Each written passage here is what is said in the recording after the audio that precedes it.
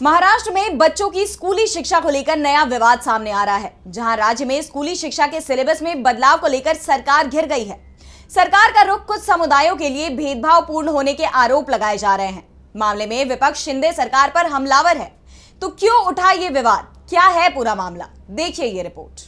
महाराष्ट्र में स्कूली शिक्षा में बड़े परिवर्तन की तैयारी में है सरकार। महाराष्ट्र राज्य पाठ्यक्रम ढांचे ने सरकार को अपनी तरफ से सिलेबस में बदलाव के प्रस्ताव भी दे दिए हैं, लेकिन इस खबर के सामने आते ही इसे लेकर विवाद छिड़ गया।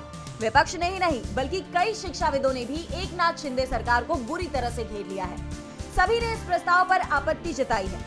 दरअसल नए प्रस्ताव में महाराष्ट्र राज्य पाठ्यचर्या रूपरेखा SCF, जो स्कूली शिक्षा SE में भारतीय ज्ञान प्रणाली को शामिल करने की वकालत करती है और छात्रों के लिए भगवद गीता और मनाचे श्लोक जैसे ग्रंथों को शामिल करने का सुझाव देती है। SCF का मूल्य शिक्षा और स्वभाव अध्याय मनुस्मृति के एक संस्कृत श्लोक से शुरू होता है, जिसे लेकर कड़ी आपत्ति जताई जा रही है।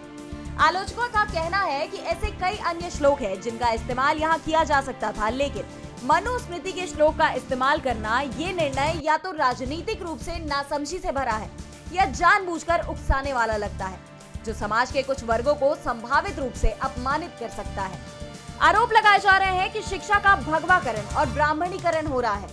आपको बता दें, इसके पहले NCP शरद चंद्र पवार के प्रमुख शरद पवार ने भी इस पर अपना विरोध दर्ज किया था। उन्होंने कहा कि ये भारत के संविधान के बारे में राज्य सरकार के दृष्टिकोण को दर्शाता है। सामाजिक संस्थाओं को इस पर ध्यान देना चाहिए। तो वहीं चौतरफा आलोचना के बाद अब राज्य सरकार भी बैकफुट पर दिखाई दे रही है। सरकार की तरफ से ये सफाई आई है कि वो महाराष्ट्र राज्य पाठ्यक्रम ढांचे की तरफ से दी गई सारी सिफारिशों को नहीं मानेगी। DB लाइव की रिपोर्ट।